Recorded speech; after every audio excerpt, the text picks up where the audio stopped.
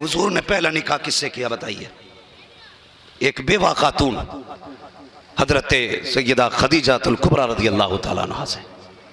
ठीक है जी, हजरत खदीजा से हुजूर ने पहला निकाह किया, जो बेवा थी, उम्र उनकी 40 साल। यही है ना? गलत तो नहीं बोल रहा हूं मैं?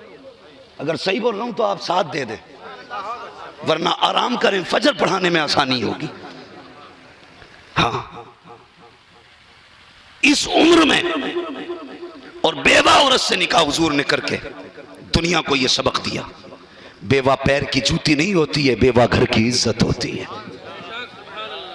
घर की इज्जत और किस शान से निकाह किया, कसम खुदा की। ये याद रखिएगा। कई लोग ये रिवायत बयान करते झूठी कि हुजूर ने खुद पसंद करके उनके लिए पैगाम भेजा था। हुजूर वो हैं जिनके लिए निकाह का पैगाम हजरत खदीजा ने भेजा था, खुद भेजा था। मेरे हुजूर ने क्या कहा था? आने वाले से कहा था, खबरदार, हमारे जिंदगी के फैसले हमारे बड़े किया करते हैं। ये हुजूर ने अपने निकाह का फैसला अपने चचा के ऊपर छोड़ा, कहा मेरे चचा फैसला करेंगे, चचा। और याद रखिएगा, कोई भी तारीफ कर दे, आदमी की बीवी तारीफ नहीं कर सकती। ये मौलवी लोग अच्छी तरह जानते हैं। मैं पूरे हिंदुस्तान के लिए खतीबुल हिंद हो सकता हूं, लेकिन बीवी के लिए उसके बच्चों का बाप, बस खत्म, सारी डिग्री जेब में रख। आप हिंदुस्तान के लिए मुहद्दिसे कबीर हो सकते हैं, मुफस्सिरे कबीर हो सकते हैं, मुक़र्रिरे अज़ीम हो सकते हैं, कुछ भी हो सकते हैं, मगर बीवी के लिए शौहर हैं। समझ रहे हैं जो मैं कहना चाहता हूं? सर घबराइए मत, पोल नहीं खोलूंगा किसी की, और पोल खोलने की जरूरत नहीं। जिसका चेहरा बिगड़ गया हो, समझ लेना घर में टाइम से रोटी नहीं मिलती है। हाँ जी, शौहर बीवी के लिए बहरहाल शौहर है, कुछ भी हो। वो एक बीवी थी ना, वली शौहर, बीवी मानती नहीं थी। लोग हाथ चूमने आते, कहता चल ढोंगे तेरे, दुनिया को बेवकूफ बना रहा, मुझे थोड़ी बना लेगा। एक दिन ना खुद ही उड़ते हुए हवा में छत के ऊपर अपनी छत से जा रहे थे निकल के ना, तो बीवी ने देख लिया। शाम को जब आए ना, बैठ गया के चुपचाप। बीवी कहने लगी बड़ा वली बना घूम रहा, तू भी कोई वली है? कहा क्या हुआ? कहा वली तो वो था जो हवा में उड़ रहा था। मुस्कुरा के कहने लगे मैडम मैं ही तो था। बीवी ने जब देखा फंस गई, उसने कहा तभी तो टेढ़े टेढ़े उड़ रहे थे। ये तस्लीम नहीं करती। हाँ, ये शख्सियत को तस्लीम नहीं करती। शौहर शौहर है। आ तुझे बताऊं, मेरे हुजूर की शख्सियत कितनी कामिल शख्सियत है। हजरत खदीजतुल कुबरा ने अपने खादिम से फरमाया था, तिजारत के लिए हर बार गया कि इस बार भी जाना, लेकिन इस बार मालिक बन के नहीं, इस बार खादिम बन के जाना है। मैसरा ने कहा मोहतरमा क्या मतलब? कहा तुझे मोहम्मद के साथ जाना है। और कहा ये नहीं भेज रही हूं कि कहीं वो झूठ ना बोल दे, इसलिए नहीं कि तुझे सामान की हिफाजत करनी है, बल्कि इसलिए भेज रही हूं सारे लोग सामान को देखेंगे, तू कायनात की जान को देखेगा, सिर्फ हुजूर को देखेगा। और हजरत आयशा सिद्दीक़ा रज़ी, हजरत खदीजतुल कुबरा रज़ी अल्लाह तआला अन्हा ने ना जो सवारी दी थी, फरमाया था इस पे हुजूर को बैठाना, वो मालिक बन के जाएंगे। हुजूर बैठे ना तो अबू जहल अबू लहब के आग लग गई पेट में। हसद की भी बड़ी आग है भैया, बड़ी आग है। उम्रा करके आ रहा और आते कह रहा ये दीवार किसने उठा दी? अच्छा पता नहीं, अभी काबे सारे हूं, बद्दुआ करूंगा, अभी गिरवाऊंगा इसकी दीवार। इसलिए बुलाया था तुझे मदीने में, मुस्तजाबुद दावत बन के तू दीवारें गिरागा। हाँ सुने बड़ी गौर से मेरी बात। तो पेट में आग लग गई अबू जहल की। कहने लगा इन्हें ये ऊंट क्यों, मालिक क्यों बनाए गए, खादिम बन के जाते ये। कहा कि ये उम्मुल मोमिनीन खदीजतुल कुबरा का हुक्म है।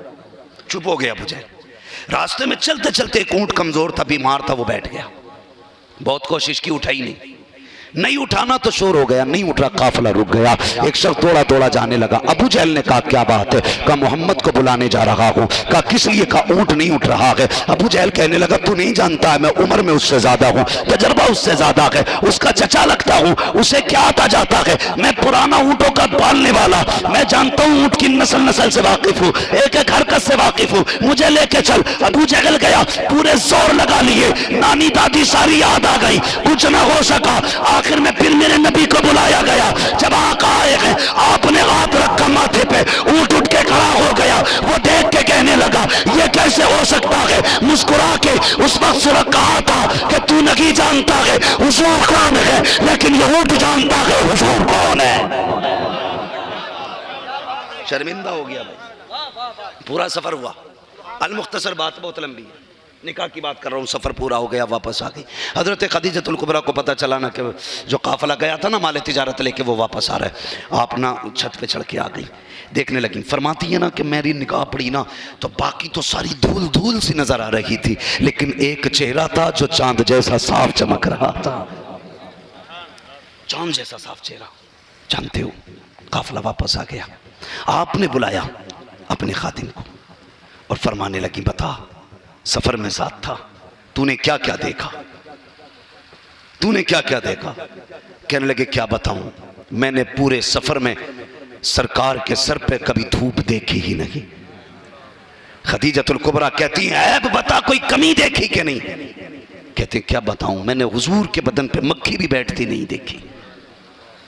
और क्या देखा? कहा कि दरख्त लोग पहले जगह घेर लेते थे नीचे ठंड में, हुजूर इतने शरीफ थे सबसे बाद में जाते। जैसे लोग भागते हैं ना खाना चले तो ऐसा भागता, बराती हो अपनी जगह पे, लेकिन पलैट के लिए सर फोड़ लेगा, कहीं नाश्ते की पलैट इधर उधर ना हो।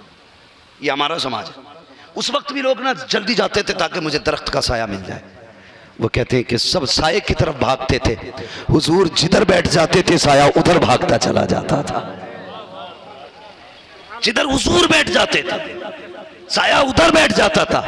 वो कहते हैं सारे लोग अपना माल कसम खा के बेच रहे थे, लेकिन जिस बाजार में हुजूर खड़े थे पूरा बाजार इनके चेहरे की कसमें खा खा के माल का। हुजूर ने अपने माल की कसम ही नहीं खाई, जो आ जाता वो लेके जाता।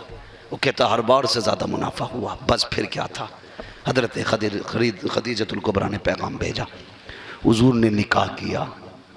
निकाह में डिमांड कुछ नहीं थी। वो कितनी नसीब वाली खातून है जिसके मुकद्दर में नबियों का इमाम आया है। कितनी मुकद्दरों वाली खातून जिसने वो पाया है जो जमाने में शायद किसी किसी को मिला हो। हाँ, हुजूर जैसा शोहर। और ये सैयद शबात हुसैन साहब क़िबला एक दिन बैठे थे होटल में, बड़ी प्यारी बात कही उन्होंने। मुझसे कहने लगे मौलाना मुफ्ती साहब, मेरे दिमाग में एक बात आई है। मैंने कहा कहिए। पता है सैयद शबात साहब क़िबला ने क्या कहा? कहने लगे मैं ये सोच रहा हूँ, आयशा वो हैं जो हुजूर को कुंवारी मिली हैं और खदीजा वो हैं जिन्हें हुजूर कुंवारे मिले हैं। ये नसीब है हजरत खदीजा का। ये दौलत किसी के हिस्से में नहीं आई, ये दौलत किसी के हिस्से में नहीं आई। खदीजा वो हैं जिन्हें हुजूर कुंवारे मिले हैं। और कसम से फिर जितनी जिंदगी हुजूर के साथ गुजारी, हुजूर ने कोई दूसरा निकाह नहीं किया। यह है औरत की इज्जत। दूसरा निकाह ही नहीं किया, बाकी निकाह इनके विसाल के बाद किए। और जितने भी निकाह किए अपनी ख्वाहिश के लिए नहीं, अपने ऐश के लिए नहीं। एक रिवायत के मुताबिक 9 निकाह किए, एक के मुताबिक 11 निकाह किए। 9 लो या 11 लो, ये सारे निकाह उम्मत के लिए सबक थे। हाँ, फरमाया जब कम उम्र का सवाल आए तो मेरा और आयशा का निकाह देखना। जब किसी बेवा से निकाह करने की बात आए तो फिर मेरा और खदीजा का निकाह देखना। किसी अगर खातून से निकाह करने की बारी आए, हर औरत की अलग अलग किस्म थी। आजाद को देखना है तो फला खातून को देखना, बांदी को देखना है तो फला को देखना, सादा उम्र की औरत देखनी है तो इस औरत से निकाह देखना, कम उम्र की देखनी है तो फिर आयशा का निकाह देखना। 11 किस्मों की औरतों औरतों से निकाह करके हुजूर ने बता दिया, इतनी किस्मों की औरत से बेफिक्री के साथ निकाह करना मैं सारे करके जा रहा हूँ। और मेरी कौम के जवानों, जितनों से निकाह किए थे, आज जिन वजहों से निकाह होते हैं, एक वजह हुजूर की जिंदगी में नहीं पाई जाती। हुजूर ने किसी से निकाह दौलत की वजह से नहीं किया, किसी से निकाह इज्जत की वजह से नहीं किया, किसी से निकाह हुजूर ने शान शौकत की वजह से नहीं किया। जिससे भी निकाह किया हुजूर ने दीन मोहम्मदी के लिए। ये याद रखिए। आज करते हैं दीन की वजह से निकाह? नहीं जी, जहां 10 लाख मिलेंगे वहीं बाजे बजेंगे। खत्म करो ये नाटक और बेटियों को समझाओ, मेरी बेटी जो इस्लाम ने इज्जत तुझे दी है वो किसी ने नहीं। एक साहब मुझे बताने लगे, लड़की आलिमा थी फिर भी गैर मुस्लिम के साथ चली गई। उसकी बस्ती वाली बताते हैं सुबह सुबह आज वो गोबर इकट्ठा करती है, पूजा करती है गोबर की। तेरे फैसले ने तुझे कहां से कहां पहुंचा दिया। अगर तूने हुजूर का दामन थामा होता तो तेरे मुंह से कभी बुखारी की खुशबू आती, कभी मुस्लिम की खुशबू आती, कभी निसाई की खुशबू आती, कभी अबू दाऊद की खुशबू आती, कभी इब्ने माजा की खुशबू आती, कभी कुरान की खुशबू आती, कभी मुस्तफा के किरदार की खुशबू आती। जानबूझ के अपने मुकद्दर को अंधेरे में न धकेलो। नसीब वाले और वाली हैं वो बेटे और बेटियां जिन्हें खुदा ने इस्लाम जैसा मजहब दिया है। इस्लाम जैसा मजहब हर किसी का मुकद्दर नहीं, नसीब से मिलता है, नसीब से मिलता है। इस्लाम जब से हमने अपनाया है, खुदा ने सबकी जिल्लतों को रुसवाइयों वाले सजदों से बचा के सिर्फ अपनी चौखट पे लाके खड़ा कर लिया है, अपनी चौखट पे लाके। डॉक्टर इकबाल ने कहा था, वो एक सजदा जिसे तू गिरा समझता है, हजारों सजदों से देता है आदमी को निजात। हमने वो एक सजदा छोड़ दिया जो हजारों सजदों से निजात दिलाता था। इसी वजह से आज दर बदर के सजदे करके ठोकरें खा रहे हैं। और खुदा की कसम, कितना सच्चा नबी यार, कितना सच्चा नबी। एक देखने वाले का कहा मान लिया है, बिन देखे तुझे हमने खुदा मान लिया है। भी 5 मिनट आपके पास? जब आप 5 मिनट है ना अभी मेरे पास। सदर साहब कहाँ हैं जलसे वाले जिन्होंने दावत दी थी? अगर वो जा सकते हैं तो फिर मैं भी जा सकता हूँ। मौजूद है, अल्लाह करे रूहानियत के साथ मौजूद रहें, जिस्म जिस्मानियत के साथ जहाँ भी हो, लेकिन रूहानियत के साथ। हज़रत क़िबला मौलाना रेहान रज़ा क़ादरी साहब हैं, ठीक है, वो इंशाल्लाह आने वाले हैं थोड़ी देर में। तवज्जो है आप लोगों की? 5 मिनट है। अरबाब मिंबर की बस दुआएं चाहिए, थोड़ी सी देर बस। तवज्जो अहमदुल फत्ता भाई, इनाम नहीं दे सकते तो सुभान अल्लाह कह दीजिए, वरना 10 रुपये आप मुझे दें। हो सकता कि ये रस्म चली आई हो स्टेज पे मांगने की। नहीं ये नहीं, 10 चाहिए, 10 चाहिए, इनाम वाले चाहिए। ये नहीं, 10 चाहिए इनाम वाले, तो 20 दे दो माशाल्लाह। बस मैंने भी रस्म जिंदा कर दी, मांगने वाली चली आ रही है। हालांकि बिन मांगे मेरा भाई एक 500 का नोट दे के गया मुझे। हाँ, मगर मैंने ना ये 20 रुपये मांगे। इस पे तबसरा नहीं करूंगा मैंने क्यों मांगे, क्योंकि अभी हजरत फरमा रहे थे ज़कात खाने वाले कभी ज़कात नहीं देते। अल्लाह आपको सलामत रखे भाई। बस कोई बात नहीं, मोहब्बतों से सुन ले मेरी बात। ये बात पैसों की नहीं थी, अल्लाह ने बहुत दिया है आपकी दुआओं से, बहुत दिया है। और हम तो मुकद्दर के धनी हैं यार, मुकद्दर के धनी है। किसी को दलाली करके फीस मिलती है, हमें हुजूर की बातें करके फीस मिला करती है। हाँ, किस्मत के धनी है। हमारी तो रोटी उस वक्त तक नहीं उतरती जब तक हम हुजूर की बातें ना कर लें। हमसे बड़ा नसीब वाला कौन होगा, है कि नहीं? कोई ज़कात खाता है, कोई दलाली खाता है, कोई झूठ बोल के कमाता। हम वो हैं जो हुजूर की बातें करके खाते। सही बताइए, जलसे ना करें तो रोटी मिलेगी? नहीं मिलेगी। हमारा तो अकीदा यार, हम वो नहीं है जो ये कहते हैं कोई दे ना दे, हमारे बाप दादा की बहुत है। हम ये कहते हैं खाते हैं तेरे दर का, पीते हैं तेरे दर का, पानी है तेरा पानी, दाना है तेरा। हजरत आदम आए, कहने लगे खुदा है, देखा नहीं। याकूब आए, खुदा है, देखा नहीं। यूसुफ आए, खुदा है, देखा नहीं। सारे नबी आए, सबसे पूछा, देखा नहीं। आखिर में मेरे नबी आए, खुदा है, देखा हाँ हाँ। बरेली से आवाज आती है, और कोई गैब क्या, तुमसे निहा हो भला, जब ना खुदा की छुपा तुम पे करोड़ों दुरूद। और उम्मत को हुजूर ने जात कैसी बनवाई, ये भी सुन लें। आज एक गलती हो रही है, हजरत आगे तशरीफ ले आए, माशाल्लाह तकरीर में जान आ गई। आगे आ जाओ, बड़ा लंबा सफर करना, आपका मुंह देख के इंशाल्लाह मैं तकरीर में नहीं थकूंगा। हाँ, कुछ बड़े मुशफिक मेहरबान लोग होते हैं, अल्लाह सलामत रखे। मैं सीधी बात, जरा अरबाब में तवज्जो दे मेरी बात पे। एतमाद कितना बड़ा हासिल किया मेरे रसूल ने, कितना बड़ा। आज ना मखदूम बनने की तो हवा चल गई है, बुरा मत मानिए। दो ही हैं आजकल, या मखदूम या मिल्लत, बाकी खत्म। एक से मुलाकात हुई, मैंने कहा आप कौन कह रहा है? नहीं मैं मिल्लत। मुझसे कहा आपकी दाढ़ी, मैंने कहा खतीब मिल्लत। तो मिल्लत ही इतना बड़ा लफ्ज है यार, तो फिर लगाना, फिर रक्षा ये मिल्लत ला, लगा सबके आगे मिल्लत, इमाम मिल्लत। इससे बड़ा मिल्लत का हकदार कौन है जो 5 वक्त नमाज पढ़ा रहा है? इमाम मिल्लत है भाई, वो इसम बा मुसम्मा है। हाँ, तो लकब तो ऐसे हो गए, क्या बताऊं, बस खुद जुबान रोक देता हूं यहीं पे।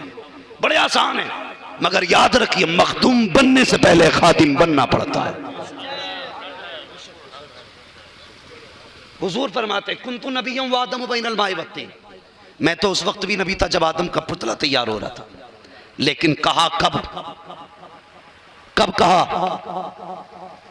जब 40 साल उम्र शरीफ आ गई, तब कहा इन्नी रसूलुल्लाह। 40 साल नहीं कहा। क्यों? जानते हो, किरदार मुस्तफा है।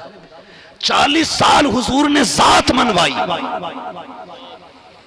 कभी बूढ़ी की गठरी उठा के, कभी किसी बेवा के सर पे हाथ रख के, किसी यतीम को बाप का प्यार देके, किसी गरीब के घर के आग और चूल्हे का इंतजाम करके, किसी भूखे को खाना खिला के, किसी कमजोर का बाजू बन के जात मनवाई। 40 साल के बाद बात मनवाई। पता ये चला पहले जात मनवाई जाती है, फिर बात मनवाई। लेकिन आज जात तो मनवाता ही नहीं। इधर भी कैंचली में से ना निकला, सीधा ना हुआ, अभी हाथ चुम्बाल लगा। खुतबा पढ़वाने बैठा दो, इतनी गलतियां करता खुतबे में। पीर का वो बना पड़ा तूफान। पढ़ना तारीख, आला हजरत पीर बाद में बने हैं, अपने वक्त के फकीह आजम पहले बने। मुस्तफा रजा बाद में बैत करते गए, मुफ्ती आजम पहले बने। अख्तर रजा ने मुरीद बाद में किए, ताज शरिया पहले बने। पहले पढ़ाई की है, इतनी बड़ी गद्दी थी इनकी, कुछ भी ना पढ़ते तब भी लोग हाथ चूमते, लेकिन फिर भी इल्म को इन्होंने फौकियत दी और कहा इल्म पहले सीखा जाएगा, शाने बाद में दिखाई जाएंगे। तो बंदा आज तो तैयारी नहीं है हाथ चुम्बाने के अलावा, पढ़ने नहीं जागा ताकि कोई उस्ताद ना बन जाए, समझ रहे? लेकिन याद रखिए जिसका उस्ताद नहीं होता ना, उससे बड़ा कोई गधा नहीं होता। या तो फिर वो लोग जो मरफूल कलम है, जिनके सीने में अताई इल्म है, उनकी बात नहीं करता मैं, उन गधों की बात करता हूं जो ये कहते हैं आलिम और फकीर की बनती नहीं। उनसे बड़ा इबलीस ही कोई नहीं। अक्लमंद लोग अपने बच्चों के उस्ताद बनाते हैं, उन्हें किसी का शागिर्द बनाते हैं। जिसे जूतियां उठाने का हक नहीं है, उसे जूतियां उठवाने का भी हक नहीं है। कान खोल के सुने, जिसे जूतियां उठाने का हक नहीं, उसे उठवाने का भी हक नहीं।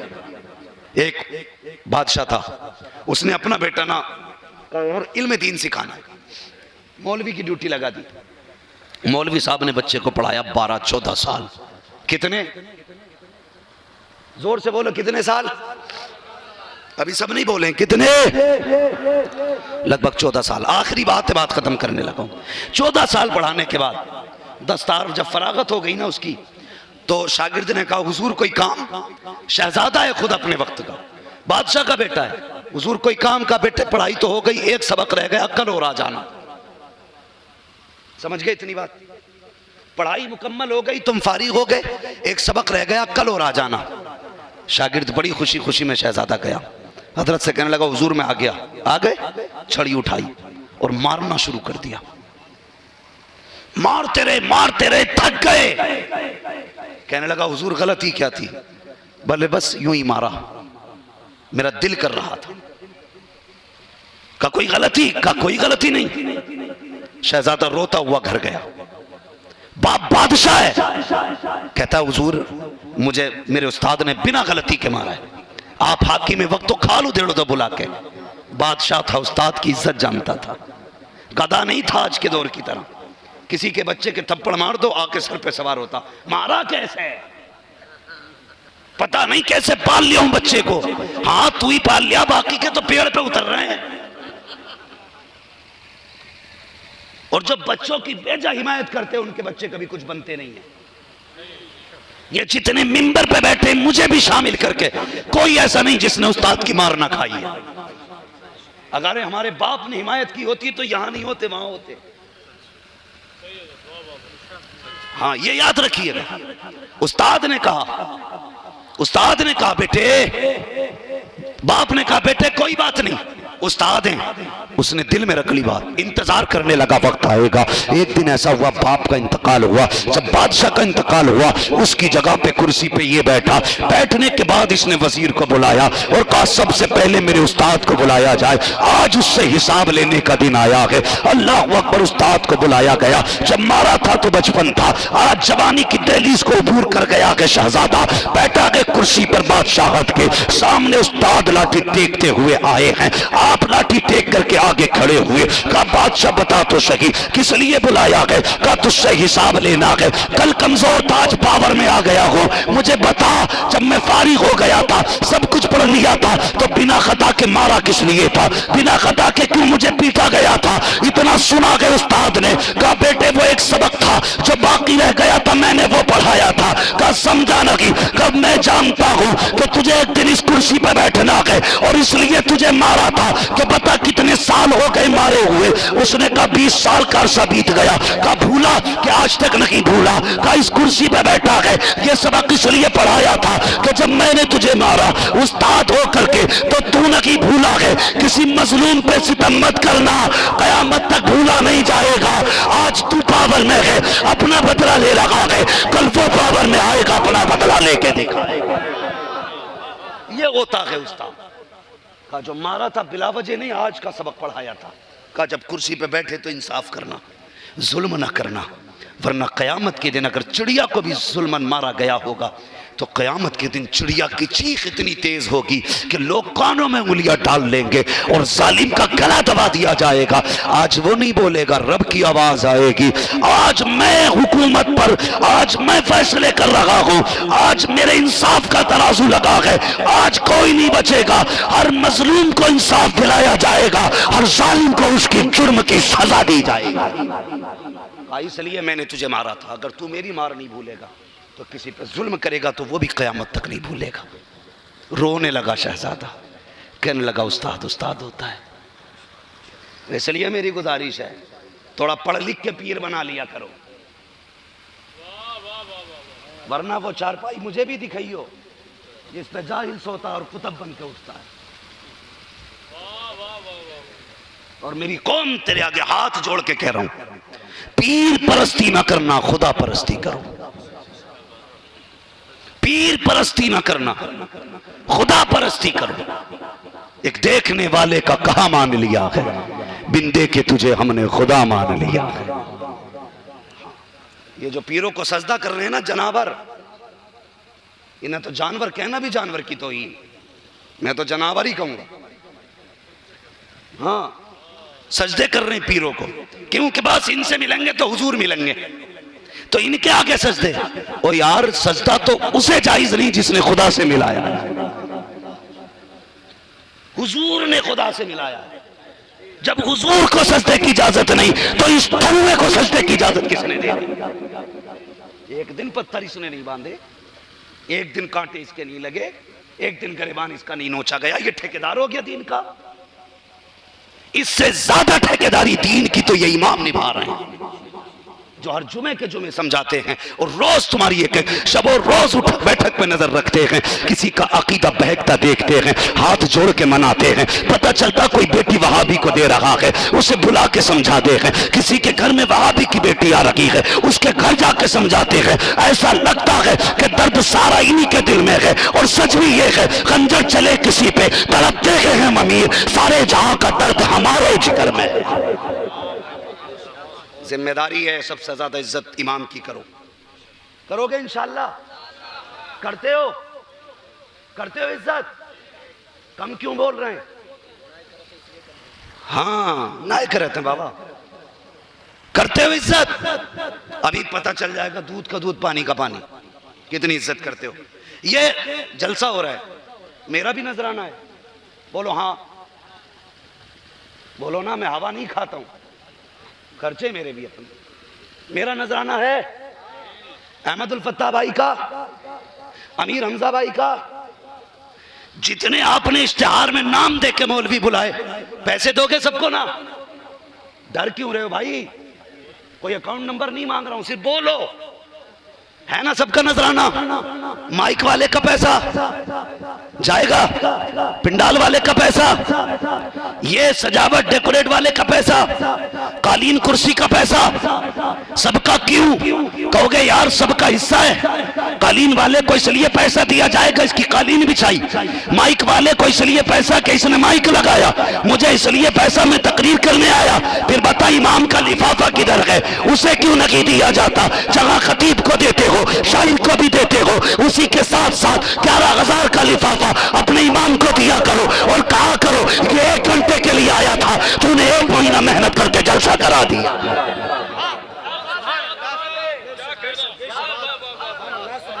एक लिफाफा इमाम का भी हो, और अगर नहीं दोगे ना तो फिर यही कहोगे निकल के दिल ना लगा नमाज में। लगता कहां से?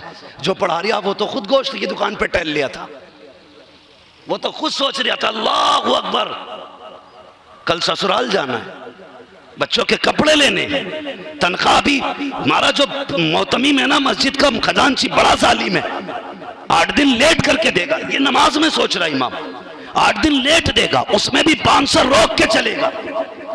अब बता, जब इतना हिसाब नमाज में इमाम लगाएगा तो तेरा दिल किधर लगेगा?